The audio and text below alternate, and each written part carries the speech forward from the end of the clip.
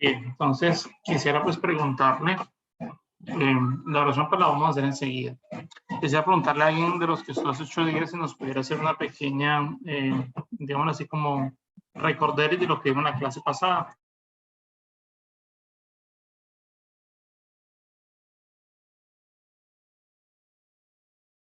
Pues la clase de la gracia. Hablamos de la cruz de Cristo y de objetos que sanan. Señor, no le entendí. Que hablamos de la cruz de Cristo y objetos que sanan. Bien, ¿recuerdan?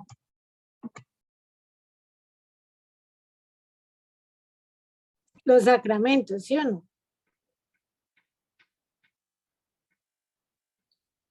No, ok.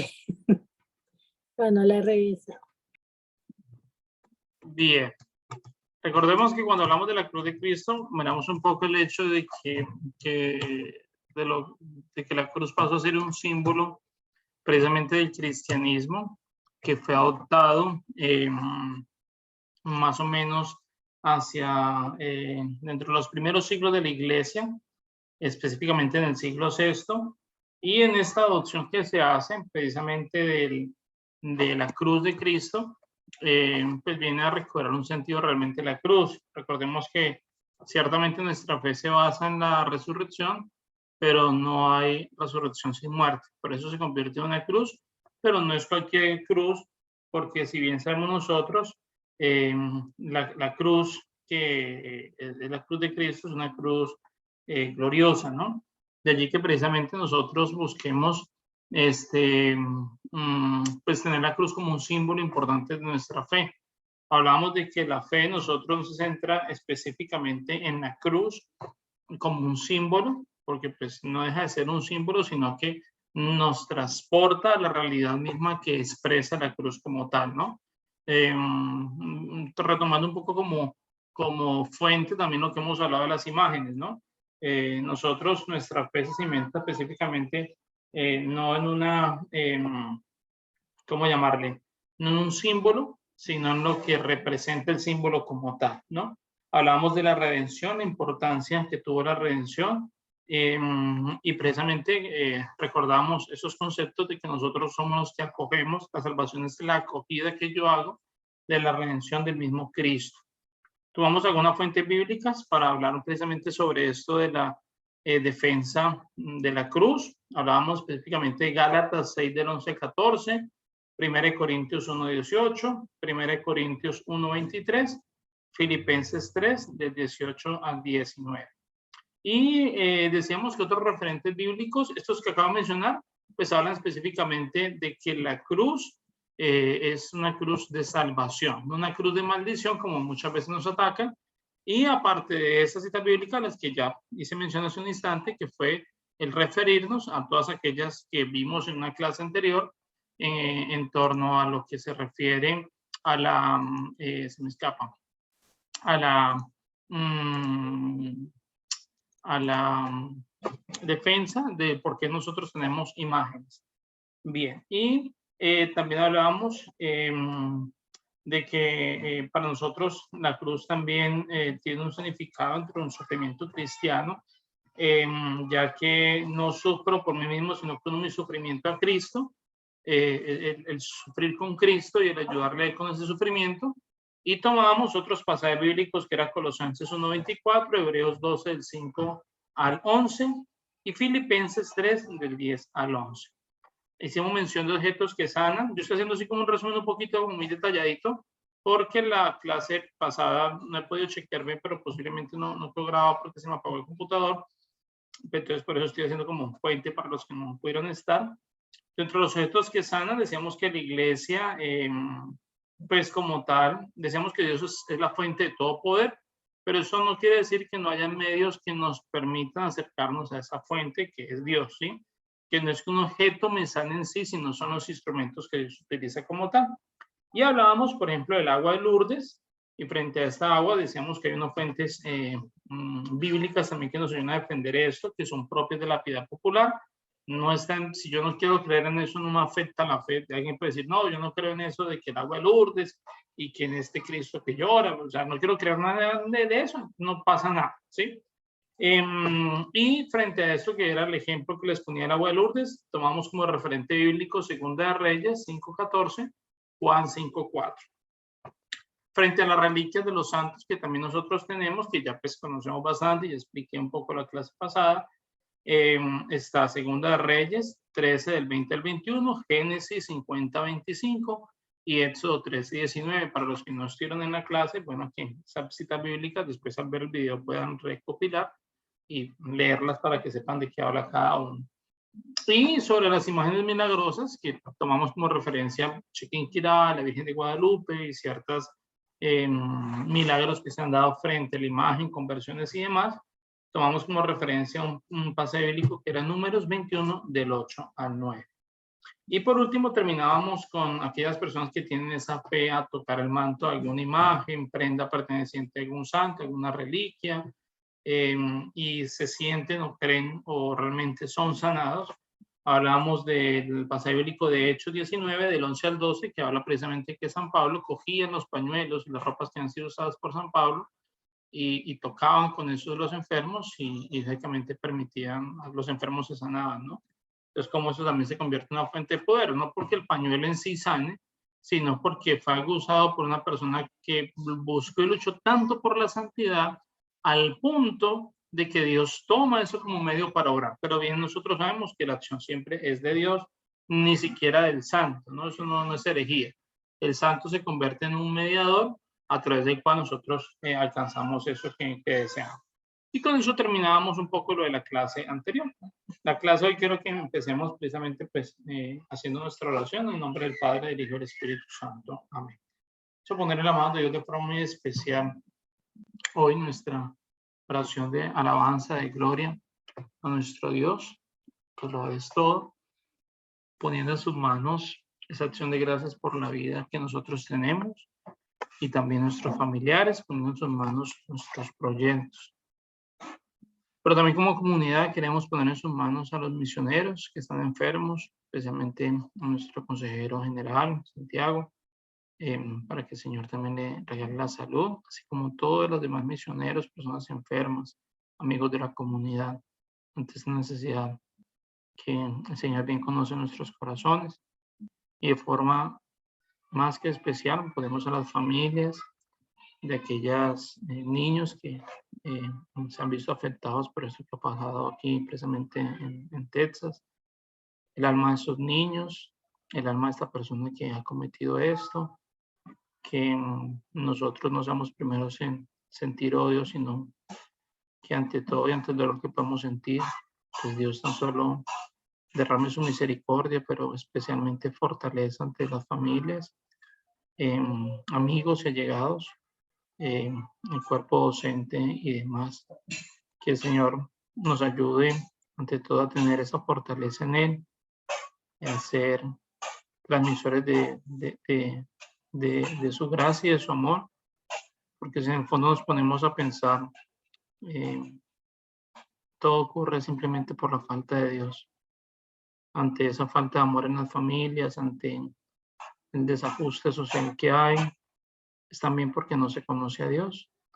Que podamos nosotros desde esta localidad que se está formando, poder llegar a muchas almitas, a muchas familias, a muchos jóvenes y tratar de que conozcan a Dios como fuente de ese verdadero amor. Ponemos en sus manos también este encuentro que estamos teniendo para que seamos asistidos ante todo con la gracia del Espíritu Santo y que el conocimiento que adquirimos sea pues una oportunidad primero para amar nuestra fe, para amar a la iglesia, más que defenderla. Principio claro, aprendemos apologética para defender, pero que es especialmente para amar. Dios te salve María, llena eres de gracia, el Señor es contigo. Bendita tú eres entre todas las mujeres y bendito es el fruto de tu vientre Jesús. Santa María, Madre de Dios, ruega por nosotros pecadores, ahora y en la hora de nuestra muerte. Amén. Gloria al Padre, al Hijo y al Espíritu Santo, como en el principio y siempre, por los siglos de los siglos. Amén. En nombre del Padre, del Hijo y del Espíritu Santo. Amén. y después de Dios, nadie como María. Bien. Bueno, entonces voy aquí a compartirles pantalla. Es interesante porque vamos a empezar una sección dentro de nuestra formación de apologética que hace referencia a algo que tal vez algunos habían querido llegar, que deseaban conocer, tratar de tener mayores argumentos, aunque muchos de ellos ya lo hemos visto, y es todo lo concerniente a la apologética mariana, ¿sí? Apologética mariana. Cuando nosotros llegamos a esto de apologética mariana, pues de una otra manera nos adentramos a algo que es tan fundamental y la defensa de la Virgen María, aunque en medio de esta apologética mariana vamos a ver también otros temas, o sea, no es lo único, ya mucho más adelante habrán temas más profundos, pero lo que se refiere ahora, sencillamente, pues nos referimos a lo que concierne se me escapa el nombre, a unos temas específicos, que son los que vamos a observar. Entonces, dentro de esta apologética mariana, quiero traer aquí algo que está en el Concilio Vaticano II, en la Constitución dogmática Lumen Gentium, en numeral 66 y 67. Dice lo siguiente: María, elevada por la gracia de Dios por encima de todos los ángeles, paro aquí, es decir, está ella por encima de todos los ángeles no por simple gusto, sino porque ha sido por la gracia de Dios. Por gracia de Dios ha sido elevada por encima de todos los ángeles y de todos los hombres. Como Madre de Dios Santísima, vamos a hablar de eso más adelante, Madre de Dios Santísima, es honrada por la Iglesia. Oye, es honrada, no es adorada. Nosotros no adoramos a la Virgen María, la honramos, la veneramos, pero la honramos especialmente, ¿sí? Por la Iglesia, con un culto especial, que ya más adelante vamos a hablar, que difiere esencialmente del culto de adoración, es decir, que el culto que le brindamos a María, de ese reconocimiento, de esa honra, es un culto diferente de que realmente nosotros le damos a Dios, que es un culto de adoración a Dios, que se rinde al Verbo encarnado, o al mismo Jesús, así como al Padre y al Espíritu Santo. Fíjense que aquí es muy específico la Lumen Gentium, los para las gentes, es muy específico dentro de lo que nos explica de adoración. La adoración que le brinda la Iglesia es solo y únicamente al Verbo encarnado, Jesús, al Padre y al Espíritu Santo, es decir, a las tres personas de la Santísima Trinidad. A María solo se le da una honra especial, ¿no? Pero no adoración.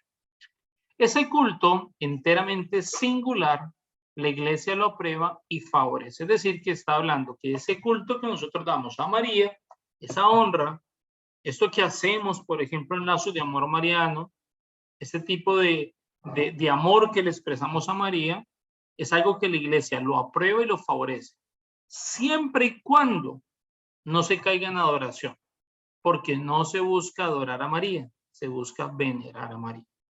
Por eso cuando nosotros hablamos de la consagración, hablamos de Totus Tus María, pero recuerden que, por ejemplo, vemos en nuestra camiseta, hablamos de a Jesús por María, ¿no?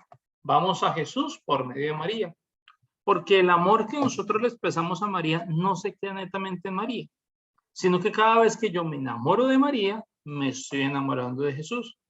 Cada vez que yo me acerco a la Virgen María, me estoy acercando a Jesús. Y porque quien da un culto especial a la Virgen María, pues reconoce que la salvación les dada por el mismo Jesús.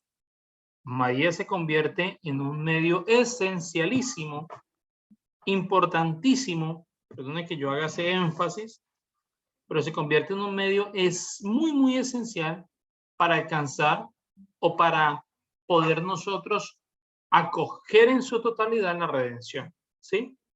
Ciertamente hay personas que eligen seguir a Jesús por distintos caminos. Hay gente que dice, es que yo la verdad, la Virgen María, pues sí, la respeto, sé que es la madre de Jesús, entiendo que no tuvo más hijos, muchas cosas, pero a mí esto del rosario, esto de otras cosas, a mí no. Yo soy más dado a tenerle un culto es muy especial, un amor, y le tengo una fe muy especial a San Francisco de Asís. ¿Estaría bien o estaría mal eso? No está mal. porque no deja de honrar a María, está el respeto que se le brinda a María, pero lo que está diciendo es que él está cogiendo otro medio para alcanzar esa redención, que es dejarse guiar en su corazón por un santo que es San Francisco de Asís. Ahora otra persona que dirá, Cristian, yo la verdad esto de Rosario, yo no soy de Rosario, esto de consagración a mí no me llama la atención, o sea, a mí todo esto la verdad no. Pero lo que sí sé es que tengo una emoción muy especial por la Sagrada Eucaristía, trato al máximo de la Eucaristía, si puedo todos los días de comulgar, soy consciente que para recibir a Jesús necesito confesarme y procuro confesarme con mucha constancia y estar muy atento a eso. No falto a mis horas de caridad, bueno, en fin. Pero pues lo que se refiere a María, le respeto, sé que es nuestra madre, en fin, le quiero mucho, pero que yo me detenga a hacer un rosario, una novena, a mí no, o sea, para mí es la Eucaristía y ya lo es todo porque es el mismo Jesús. Está bien, claro, está bien. No está mal porque es que no está dejando de respetar a María, obvio. La está cogiendo, la está reconociendo. Tan solo lo que está diciendo es que quiere coger un camino directamente a Jesús y es completamente respetable. En la iglesia hay muchos caminos que nosotros podemos acoger para llegar a Jesús, pero en esencia, todo camino que escojamos, incluyendo el camino de María, nos conduce a Jesús. Ahora bien, que nosotros tenemos el camino de la consagración y luego hacemos un caminar en la comunidad a través de este apostolado que realizamos en las distintas acciones que se realizan en la ciudad de Amor Mariano. Es un medio a través del cual nosotros decimos sí a Jesús y empezamos a configurarnos un poco con él, siguiendo el corazón de María y pidiéndole a ella que nos ayude, porque confiamos que es un camino, como recordamos en la consagración, más fácil, bueno, ha sido tan fácil, pero es un camino más seguro, ¿no?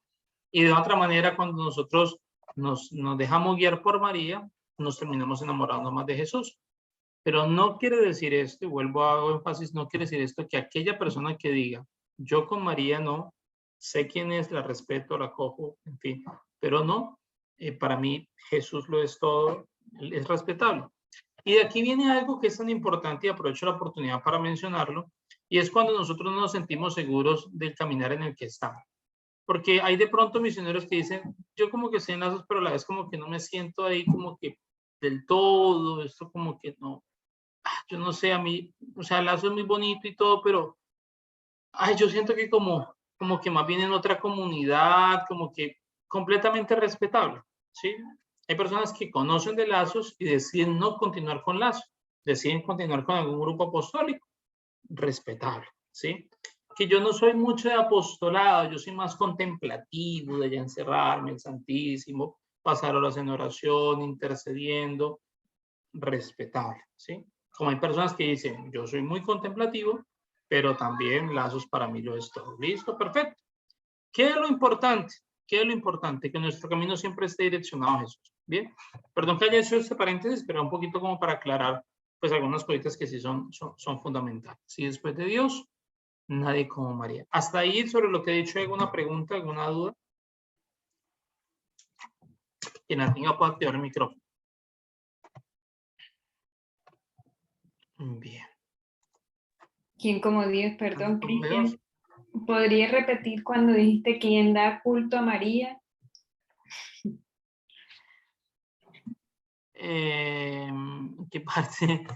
O sea, yo... Cuando estabas explicando a Jesús por medio de María, que nosotros vamos a Jesús por medio de María, que quien da culto a María, es que era como una frase, pero como dijiste... ya sí, que a María, pues ciertamente es un camino, podemos decir, un poco más fácil y a la vez también más seguro, ¿sí? Para llegar a Jesús, en ese culto que le brindamos a María. Ajá, ok. Y de una u otra manera también cuando nosotros pues nos acercamos a María, pues no dejamos de enamorarnos y de acercarnos a Jesús. Por eso incluso sería como contradictorio que nosotros dijésemos, somos mucho de rosario, pero poco de Eucaristía. Entonces como que no habría sentido, porque entonces, ¿hacia dónde estamos tendiendo? ¿Sí? Es que yo soy de Eucaristía, pero pues para mí lo es todo el rosario, especialmente, no, pues está bien, sí, el rosario, pero la Eucaristía es el centro de nuestra vida. Dice el Catecismo de la Iglesia Cristiana que la Eucaristía es el centro de nuestra vida cristiana, porque Cristo es fuente y culmen de la vida cristiana. Nuestra vida cristiana nace y vuelve a Cristo. Por eso nosotros, cuando salimos de la Eucaristía, salimos con una misión. Fuente y culmen de la vida cristiana se convierte en Cristo y se convierte específicamente en la Eucaristía, porque es el mismo Cristo. Entonces la Eucaristía es fuente y culmen de nuestra vida cristiana. Y lo que nosotros hacemos debe nacer desde la Eucaristía y debe volver a la Eucaristía. Por eso cuando yo empiezo la Eucaristía, empiezo con una pequeña acto de piedad a través del cual pido perdón a Jesús, reparamos un poco las faltas que hemos hecho, un Jesús que nos enseña, un Jesús que nos invita a recibirlo y un Jesús que nos envía una misión. Y esa misión es la que yo hago en ese día a día, en mi casa, con mi familia, en lazos, con mis amigos, en el trabajo, en el testimonio que doy. Y cuando vuelvo a Eucaristía, voy a entregarle a Dios los frutos que he recogido de eso que yo he hecho, a la vez reparar las faltas que he tenido y volver nuevamente a iniciar. Por eso es fuente, de ahí inicia mi vida cristiana y ahí vuelve como tal.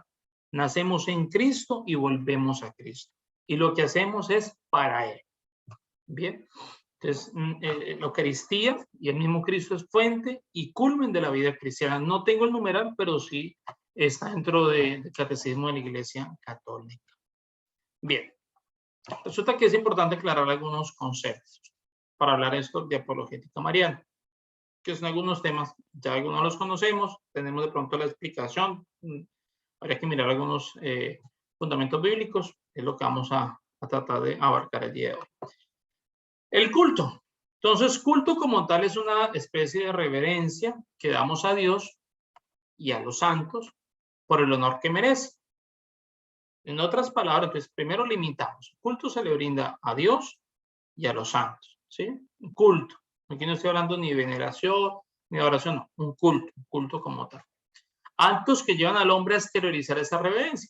Es decir, que el culto se convierte en la manera en que yo exteriorizo lo que siento, ¿sí? Yo saco eso que siento. Entonces, esto que yo estoy sintiendo, lo exteriorizo de una manera.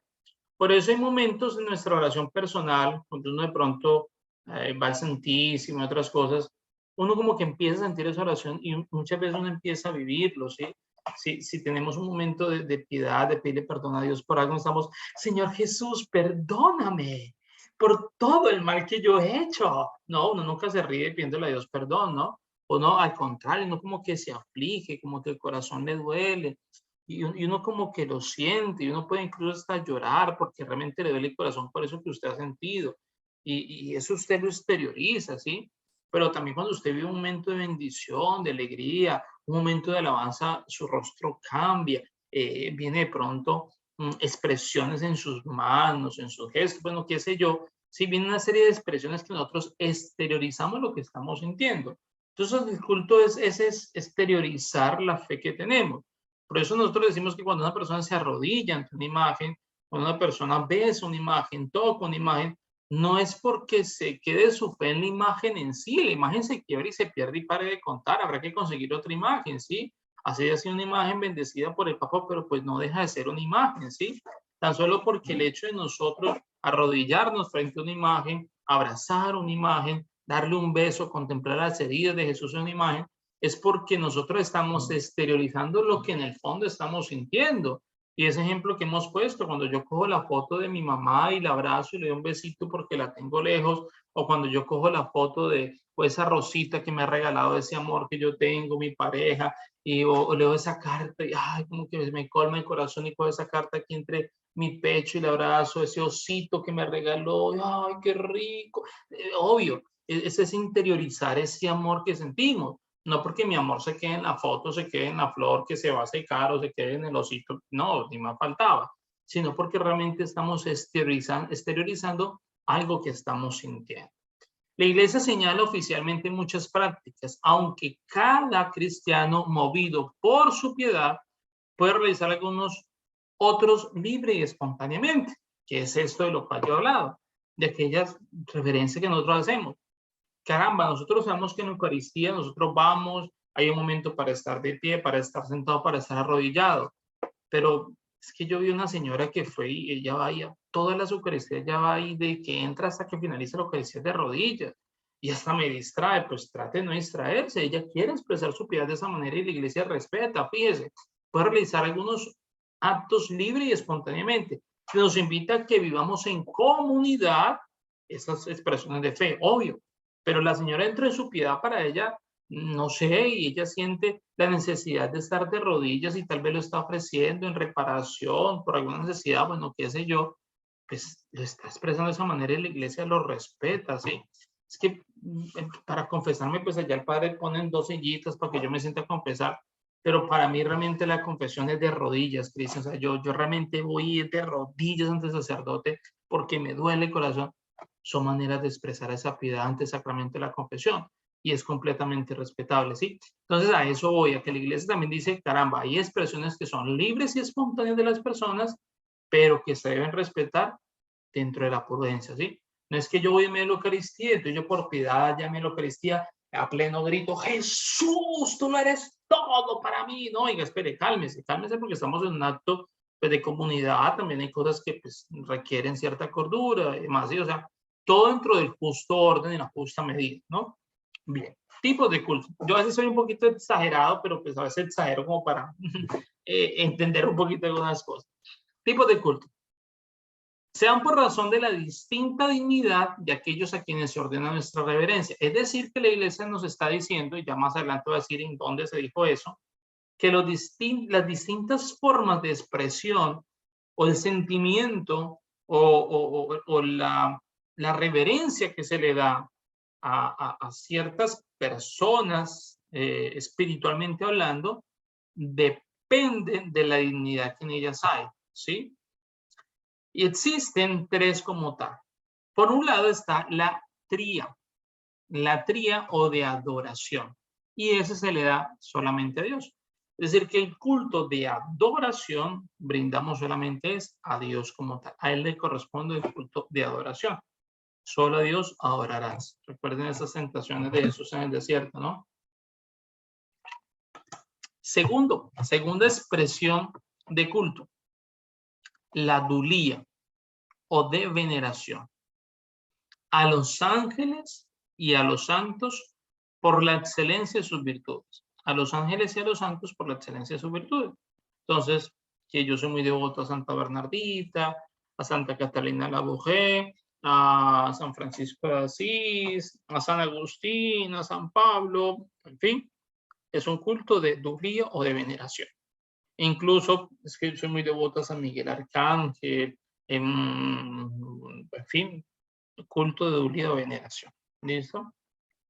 Pero también está el culto de hiperdulía. Y se conoce como una veneración suprema, es decir, está por encima de la dulía. Es decir, la tría, la primera, adoración, la dulía está más abajo, pero en medio de ambas está la hiperdulía o de veneración suprema, que es a la que nosotros brindamos específicamente a la Virgen María.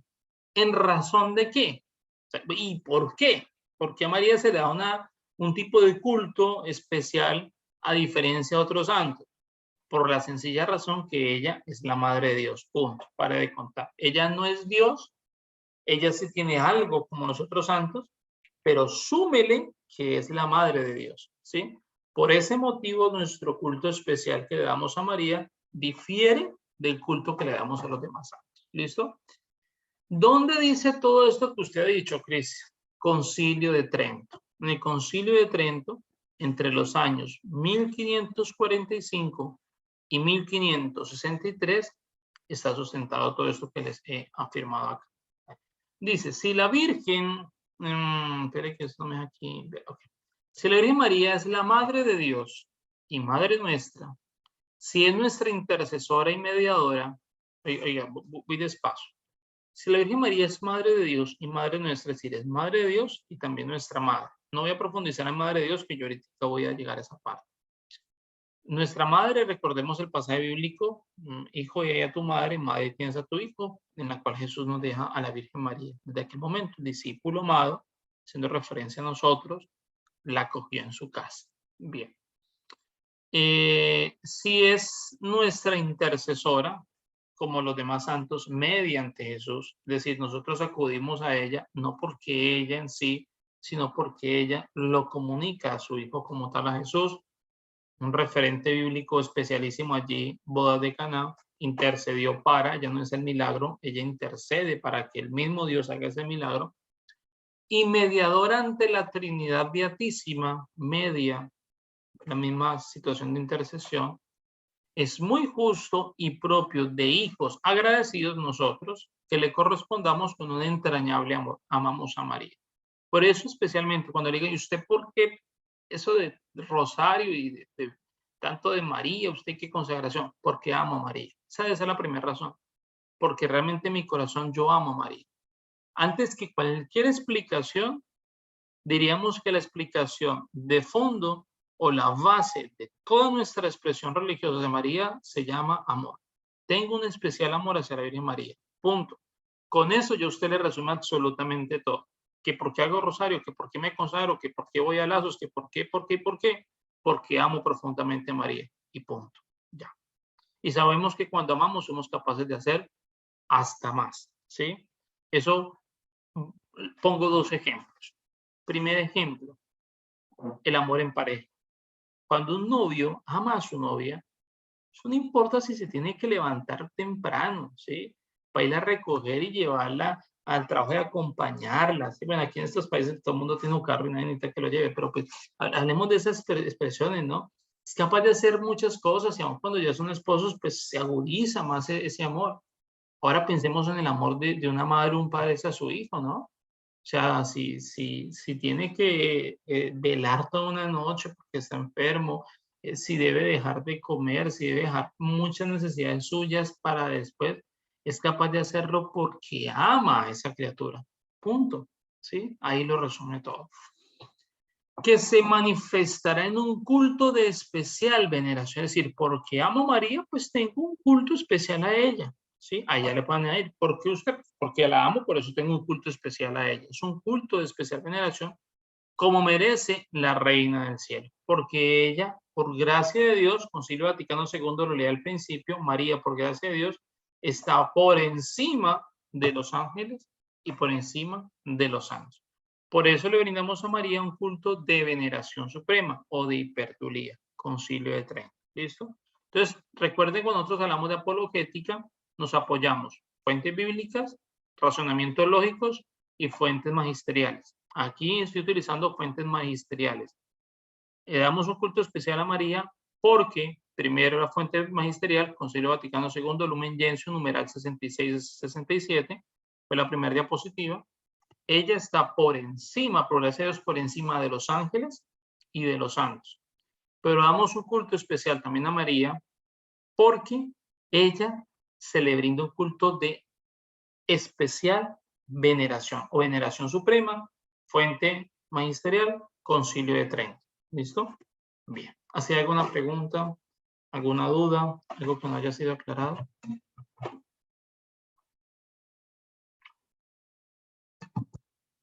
Después de María, nadie como San José.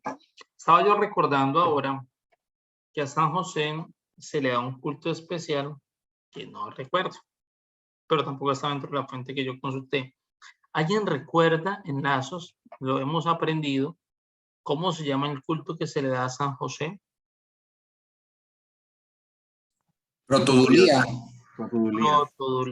Protodulía, porque es el primero de todos los santos. Proto primero, ¿sí? Como si, o sea, cuando decimos proto, recuerden, por ejemplo, yo recuerdo mucho, muchas gracias, yo recuerdo mucho a San Esteban, ese proto mártir, primer mártir, ¿sí? De la iglesia. Protodulía es como si estuviera primero de todos los santos, ¿sí? Es decir, se le da un culto de Dulía, pero el primero de todos los santos, ¿bien? Importante para de pronto aclarar allí. Muchísimas gracias. Bien.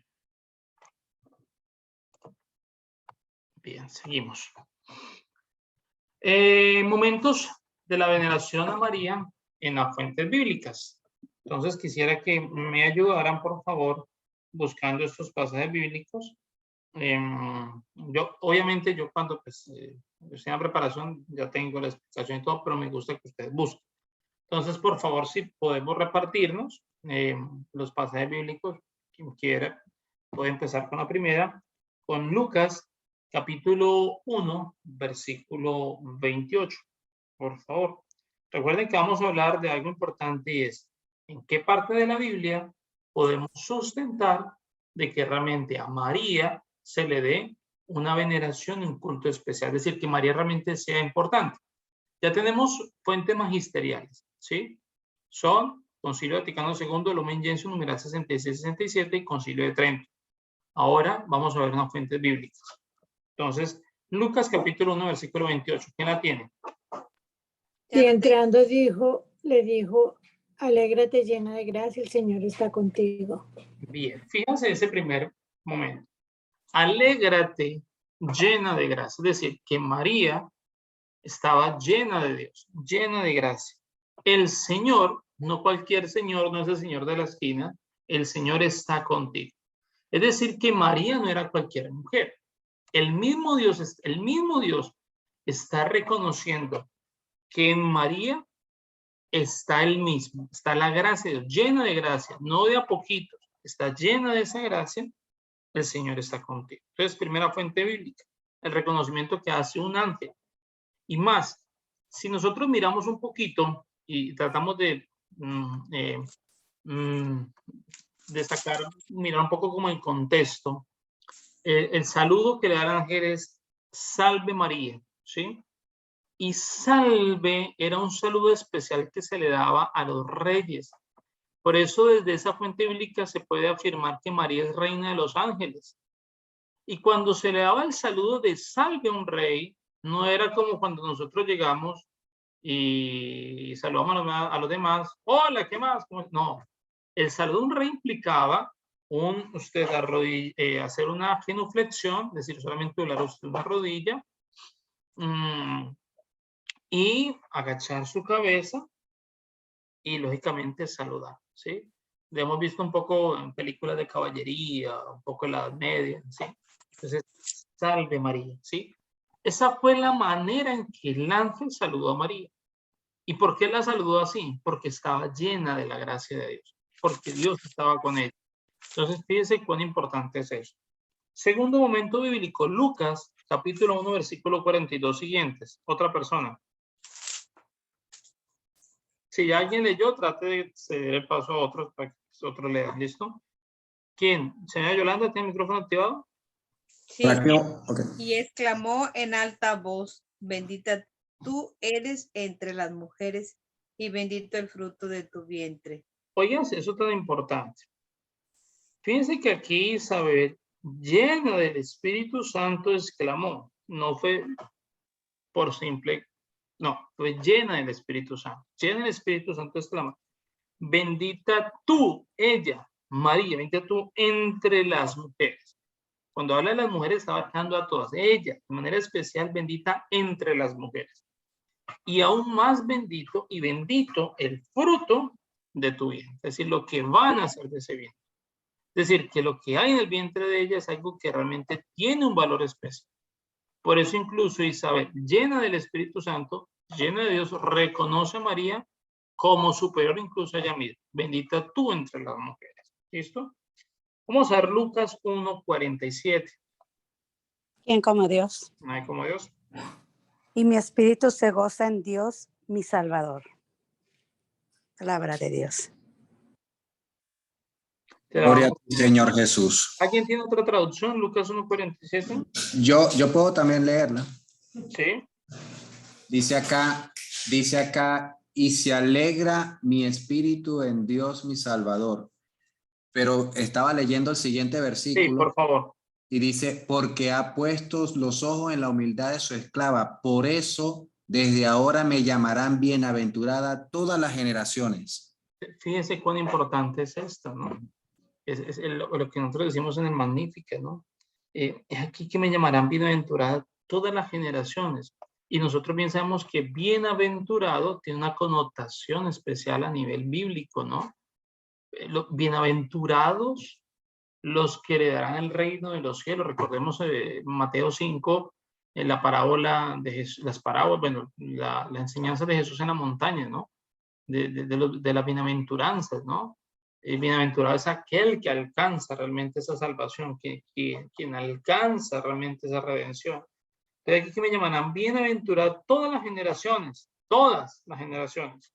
No está hablando de las que vendrán después, todas, todas. Porque el poderoso ha hecho obras grandes por mí, porque soy su esclavo, ¿no? Muy bonito esto. Aquí hay algo importante que le van a decir a Jesús, que me parece interesante, que es Lucas 11:27. Hay alguien que a Jesús le dice algo. ¿Qué le dicen a Jesús en Lucas 11:27? ¿Alguien? ¿Puedo decir yo? Sí. Ok. Es Lucas 27, No, 11. 11:27. Ok, pero cuando él hablaba así, una mujer levantando la voz de entre la multitud dijo, feliz el seno que te llevó y los pechos que tú mamantaste. Importante eso. Alguien, una mujer, en medio de la multitud, dijo, bienaventurado el vientre que te llevó y los pechos que te llevó. Siquiera apágala ya y déjela con ese calor. Piensen ustedes que aquí hay algo importante y es que nosotros debemos, ante todo, reconocer esta expresión tan bonita, ¿no? O sea, hay algo especial, bienaventurado, hay algo especial en esa mujer que te llevó en el vientre y que te alimentó. ¿Sí? Y quisiera terminar con esta fuente bíblica que es Hechos 1, capítulo 1, versículo 4. Ya Jesús murió, algo pasa con los apóstoles. ¿Qué pasa con ellos? Hechos 1:4. ¿Alguien? Por acá lo tengo. Sí. Mientras estaban a la mesa, con ellos les mandó no ausentarse de Jerusalén, sino esperar la promesa del Padre. 1:4. Bueno, aquí estoy. La que oíste de mis labios, que Juan bautizó con agua, vosotros en cambio seréis bautizados en el Espíritu Santo dentro de pocos días. ¿Será que será que la cita es más adelante, cuando antes del Espíritu Santo? Yo quité aquí lo que le estaba poniendo a usted. Creo que dice Hechos 1:4. Hechos 1:4. De pronto, ¿será que la puse mal? Sí, yo creo que dice más que los adelante. apóstoles perseveran en unión con María, Exactamente. la madre de Jesús. Sí, a esa es más adelante. Bien, ¿me puedes regalar los versículos, por favor? Sí, acá dice, ya va, esto antes. Aquí hermanos, es preciso, ¿no? Hombres se acompañan al Señor. Creo que es 1:18. Adquirió el campo. No, cumplice de Dios. 1:14, creo que es 1:14. Ajá, 1:14. Faltó el 1. Es 1:14, dice así. Todos ellos perseveraban unánimes en la oración, junto con algunas mujeres y con María, la madre de Jesús, hijo de sus hermanos. Mire, aquí hay algo especial. Quiero que lo vuelvas a leer, porque aquí tiene algo importantísimo Y sus hermanos. y quiero resaltar. Vuélvela a leer otra vez, por favor. Sí, porque leí mal al final. Aquí voy otra vez. Todos ellos perseveraban unánimes en la oración. Para ahí, cuando está hablando de todos ellos, está hablando de los apóstoles. Todos ellos perseveraban unánimes en oración. No estaban solamente ellos. ¿Quiénes más? Lee, por favor. Junto con algunas mujeres. Para ahí, junto con algunas mujeres. Está hablando de que habían también unas mujeres que acompañaban a ellos y crecían unánimes en la oración. Pero mira lo que sigue. Y con María. Para ahí, por favor. Y con María. Mire que ahí hay algo especial, porque si el escritor hubiera querido poner a María entre las mujeres, dice, perseveran unánimes, junto con algunas mujeres. Y punto. Ahí está María. Pero fíjense que quiere resaltar de manera especial a una mujer, porque es una mujer distinta a las demás, porque es una bienaventurada, es distinta. Y como es distinta, la resalta. Perseveraron unánimes en oración con algunas mujeres y con María. Entonces, fíjense que bíblicamente, en Hechos 1:14, bíblicamente, aquí hay algo importante que se busca resaltar, y es también el que se le daba a María un lugar especial. Y la Biblia, este pasaje bíblico y estos pasajes bíblicos quieren resaltar especialmente la figura de la Virgen María. ¿Quién como Dios? Nadie. Nadie como Dios. Bien, ¿sobre eso alguna pregunta? Para la duda de inicio ya está corregida la cita bíblica de Hechos 1:14. Bien, muchas gracias, señor José. De nada, Ahora, su orden. viene esto de, ¿será que adoran los católicos a María? ¿Será que los católicos adoramos a María? Escuchemos esto. Los católicos no adoramos a María. Nunca lo hemos hecho y nunca lo haremos. Quien diga que adora a María no conoce la doctrina de la iglesia en este aspecto y no es católico. Si alguien dice es que yo adoro a María, no es católico. Distinto sería, que no es la expresión correcta, que alguna vez yo lo escuché, no sé, difiere un poco de esto y es respetable. Alguna vez un sacerdote decía que nosotros no deberíamos utilizar dentro de nuestro lenguaje que nosotros adoramos. Es que yo adoro a mis hijos, no, pues solamente adoro a Dios. Yo lo entiendo. Pero difiere un poco porque a veces se convierte en la expresión no como un culto que se le brinda a, sino como nada más una expresión de amor que se le brinda a una persona. Pero lo respeto, ¿sí? Alguien pudiera decir, es que yo adoro a María, o sea, María es mi adoración, ¿sí? Pero yo adoro, en cuanto al culto religioso, adoro a Dios. Bien, es respetable. Pero si nosotros decimos esto delante de una persona no católica, lo va a entender mal, porque usted está diciendo que usted adora a María, es decir, ¿cómo así? Pero usted luego no adoran a Dios. Entonces, a lo que quiero centrarme es que a quien diga que realmente brinda un culto de adoración a María, no sería un católico. La iglesia no se cansa de proclamar que nosotros, todos los católicos, honramos a María como lo hacía Jesús. La alabamos, pues la mujer que teme al Señor debe ser alabada. Proverbios 31:30.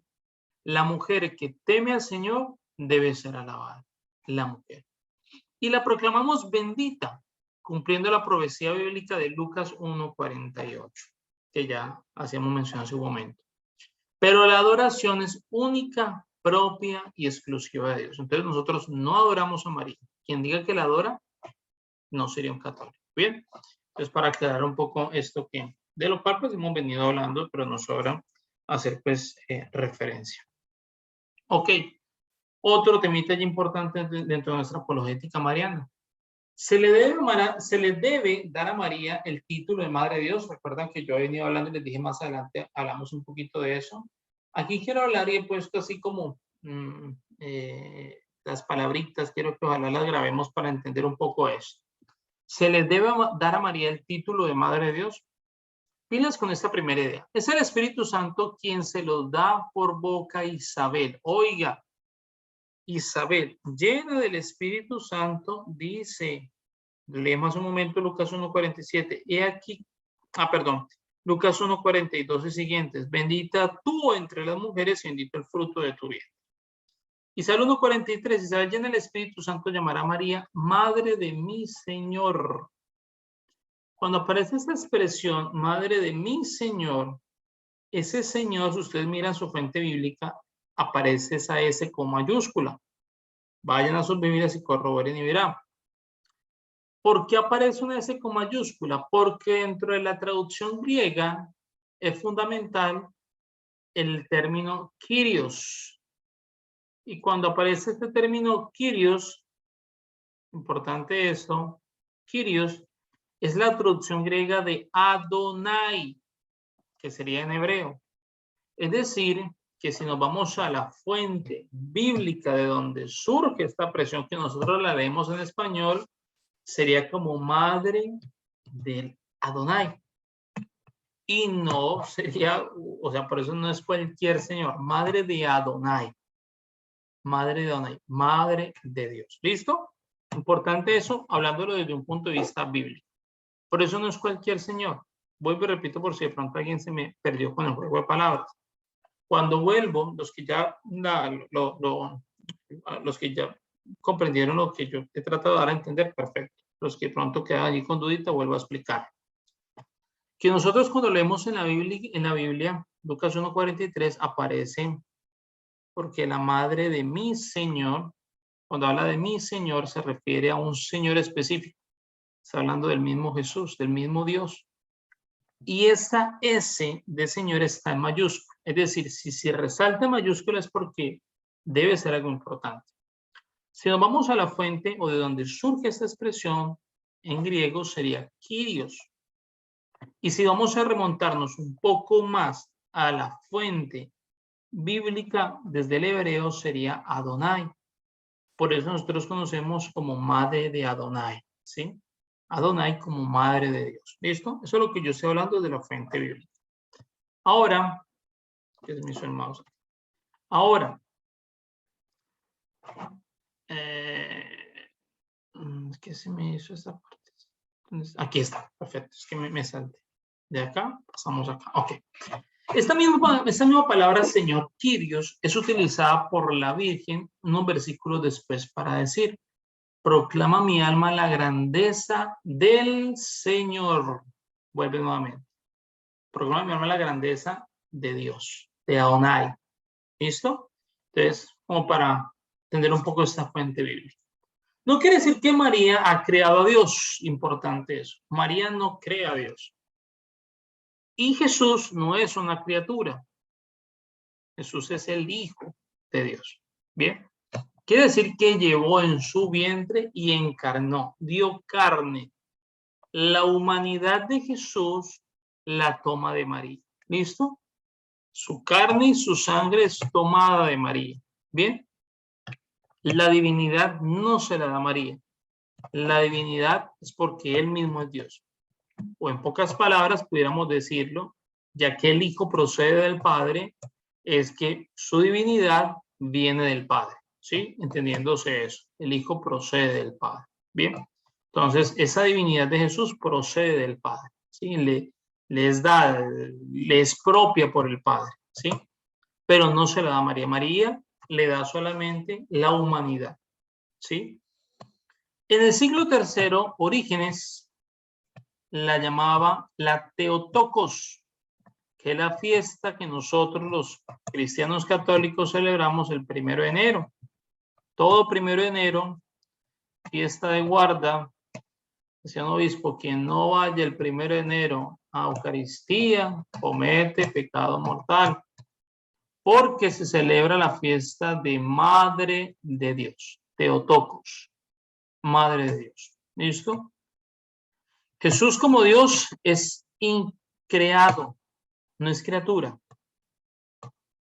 pero es encarnado en el vientre de una mujer. Por lo tanto, esta es la madre terrenal de Dios. Pocas palabras.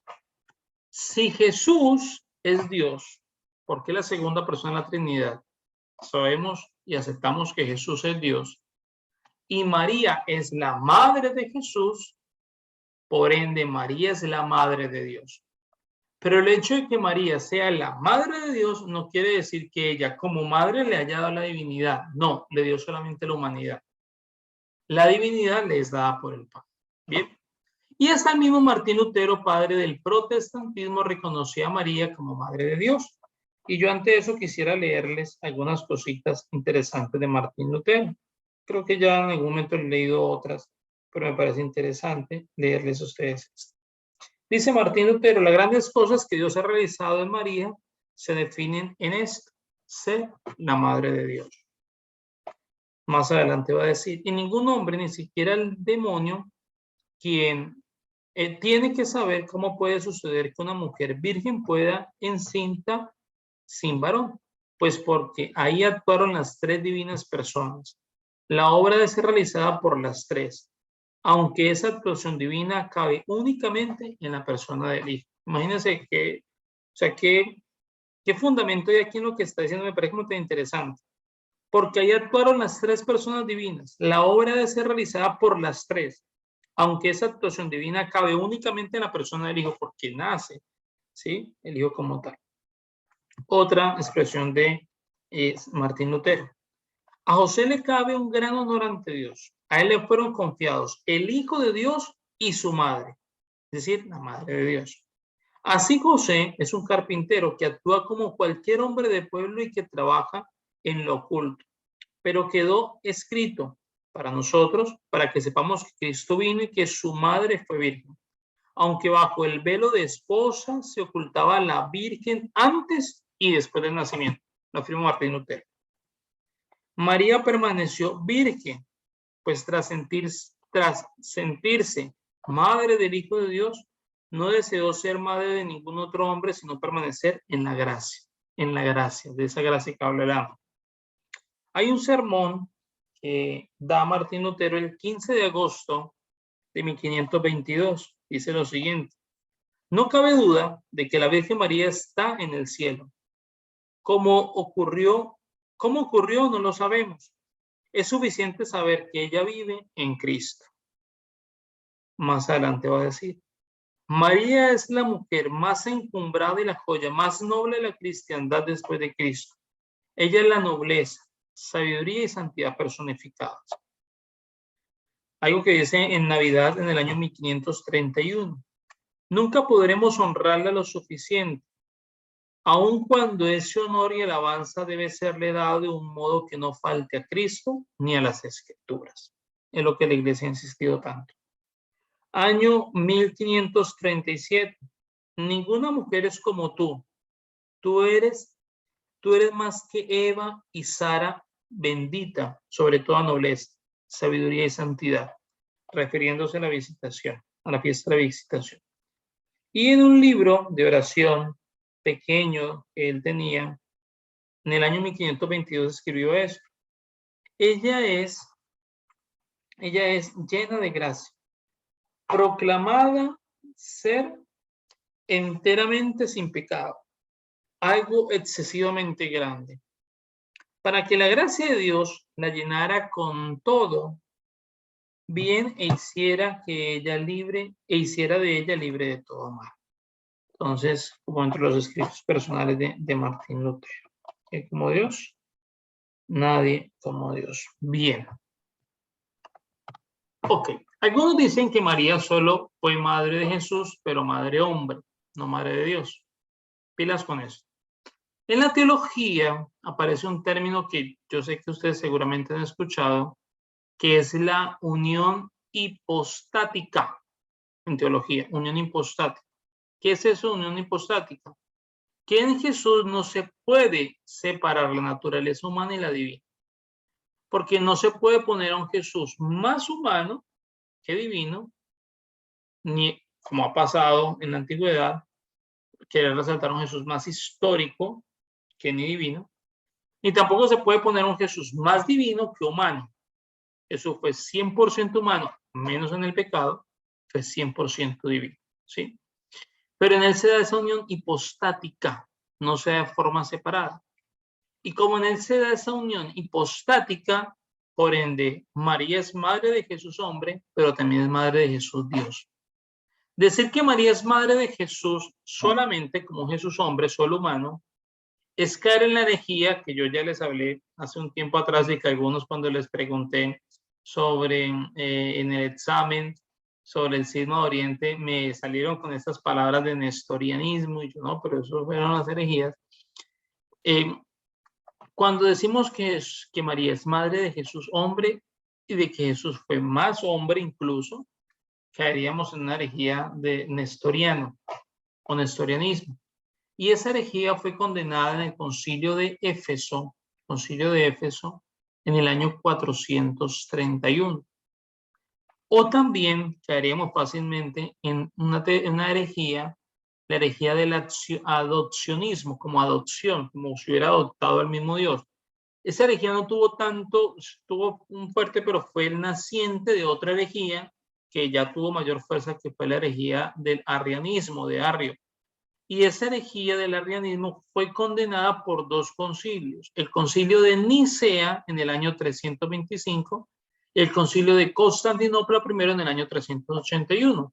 Sobre estas dos herejías yo hablé, tenga dudas, vaya, busque los videos que compartí en el grupo cuando hablé del cisma de Oriente. Yo hablé sobre esas dos herejías, hice unas explicaciones pues no profundas, pero sí expliqué un poquito en detalle esas dos herejías. Entonces, Ahí le dejo de tarea para que tenga un poquito de duda, ya puede ir o puede meterse en internet e investigar. Bien. Y, bien, y terminamos con eso.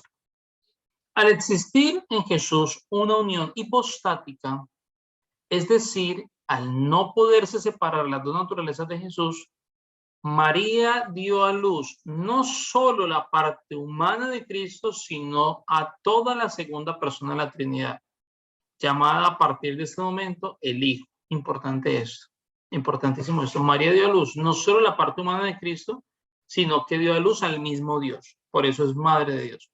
Es decir, no se puede pensar, lo que está diciendo aquí es que no se puede pensar de que el cuerpito, llamémoslo el cuerpito de ese bebé que da María, se hace Dios una vez nacido. No, ya es Dios desde el vientre de María. ¿Y cómo podemos sustentar esto de que ya es Dios desde el vientre de María? Remitámonos a lo que hemos hablado hace un momento en Isabel, llena del Espíritu Santo, dice, ¿cómo es que la madre de mi Señor viene a mí? ¿Sí? Porque apenas escuchó, amigo, bueno, en fin, allí está esa palabra, esa expresión de que bendita tú entre las mujeres y bendito el fruto de tu vientre. Es decir, hay algo allí en especial, ¿sí? Entonces, fíjense que cuando da luz, no da luz solamente al humano. Si nosotros afirmáramos de que María dio a luz al hombre Jesús, pues es decir que lo que estaba en el vientre, ¿qué era? ¿Sí? Sería imposible como pensar de que un Dios hace que mediante la acción del Espíritu Santo venga a posarse Jesús en el vientre de María, pero no sea Jesús. O sea, es como querer separar, o sea, no habría como una coherencia, la verdad. Es como empezar a hacer conjeturas un poco locas allí, ¿sí? Sencillamente está la unión hipostática, y como está la unión hipostática, ella da a luz no solo la humanidad, sino también la divinidad misma. Por eso también es Madre de Dios. Y después de Dios, nadie como María. Voy a hacerles una invitación de manera muy especial para quien quiera, quien pueda, quien desee, pues se pueda leer la exhortación apostólica de Pablo VI y va a aprender muchísimo, muchísimo, muchísimo de apologética mariana. Quien quiera profundizar aún más de apologética mariana, quien haya quedado interesado, puede descargar en la internet, en fin, la exhortación apostólica Marialis Cultus, o culto a María. Marialis, como suena, Marialis Cultus, de Pablo VI. Y que se la lean, si pueden leérsela en el transcurso, ahí está. Vamos a darla como tarea para la Semana del Alma. Como la próxima semana, Semana del Alma, les aconsejo que desde ya vayan consiguiendo esa exhortación apostólica o a ver si la puedo descargar y se las envío en el grupo para que esa sea nuestra lectura espiritual en la Semana del Alma. Bien, y después de Dios, nadie como María, alguna pregunta, alguna duda, algo que tal vez no haya hecho. Bien, como dices, Sí, ¿dónde encuentra, gracias, dónde encuentra uno lo que dijo Martín Lutero? Porque pues yo sí sabía que él tenía pues ese respeto a la Santísima Virgen María, que lo han quitado los protestantes por alguna razón. ¿Dónde lo encuentra uno para podérselo mostrar a ellos mismos? Ok. Gracias. Está preguntando sobre la carta que está diciendo el señor. No, la carta. No, sobre las frases, las afirmaciones que ha hecho Martín Lutero sobre María. Okay. Sí, mire, aquí te voy a dar una fuente de internet. Aquí te la estoy copiando.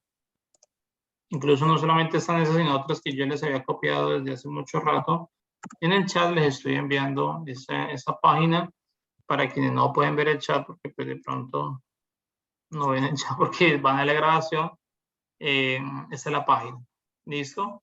Entonces, 5 sorprendentes afirmaciones de Martín Lutero sobre la Virgen María. Allí va a hablar de María, Madre de todos nosotros. A María nunca podemos honrarla lo suficiente. Es María, Madre de Dios, que concebía sin pecado original. María no tuvo más hijos y aparecen los años donde él hace mención de esto. ¿Listo? Entonces, esa es una. Hay otras fuentes adicionales a esa, pero esa les puede servir. ¿Listo? Muchas gracias. Bien. ¿Alguien tiene alguna otra pregunta? Sí, como Dios, igual, es la misma duda, pero si hay algún libro que lo pueda uno a conseguir. Sé que sí hay, pero que habla así de María Martín Lutero. Hay un libro, me hiciste acordar, hay un libro especial, se llama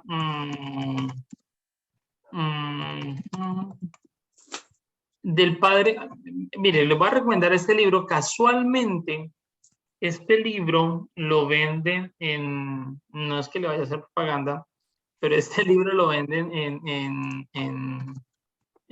Amazon. Encontré que lo venden y lo venden en español, se lo voy a compartir. Espérenme, se lo muestro. Yo suelo ver mucho al padre, hay otros que también lo escuchan, y biblista número 1 actualmente, el padre Luis Toro, y habla mucho de este libro. Dice que la fuente de todo lo que él manifiesta está aquí. Si alguien quiere aprender de apologética, cómprese ese libro, está en español, lo consiguen en Amazon, creo que lo consiguen, o hay otra, para aquí en Estados Unidos se consigue en español. Diálogo con los protestantes, pero del padre Amatulli. Mira, aquí está padre Amatulli. No sé si el PDF que se encuentre en internet esté completo, no sé. Sé que el libro sí lo venden, es interesante. Mira, ahí en Amazon. Entonces, allí lo pueden ustedes conseguir. Diálogo con los protestantes, y creo Flaviano Amatulli, es él. Vale, no es ni caro el libro, vale, no sé qué cuánto parece. Bueno. Mira, $12. Vale. Y pues, dependiendo de cómo ustedes en Amazon, pues menos que les saldrá más barato, pero en fin. Pero lo pueden conseguir, ¿listo? Hay otras fuentes que en la librería de San Pablo creo que también la venden, no estoy seguro. Pero entonces ahí, si quieren profundizar o más, les aconsejo este libro, ¿bien? Ahí va a servir mucho. El libro, dice el libro Dios te salve María, Reina y Madre, de Scott Hahn, es muy bueno, también lo recomienda Agustín. Y el otro que se da al inicio, yo al inicio de la formación hablé a ustedes de, creo que es ese mismo de Scott y Kimberly, no recuerdo cuál es, creo que es ese mismo, hay otro, pero bueno, aquí Agustín nos está aconsejando el libro Dios te salve María, Dios te salve Reina y Madre. Ahí en el chat también lo pueden ustedes visualizar. Bien, no me están pagando por hacerle publicidad a este libro. Muy bien, ¿hay alguna otra pregunta? Gracias, Dios le pague. Muy bien.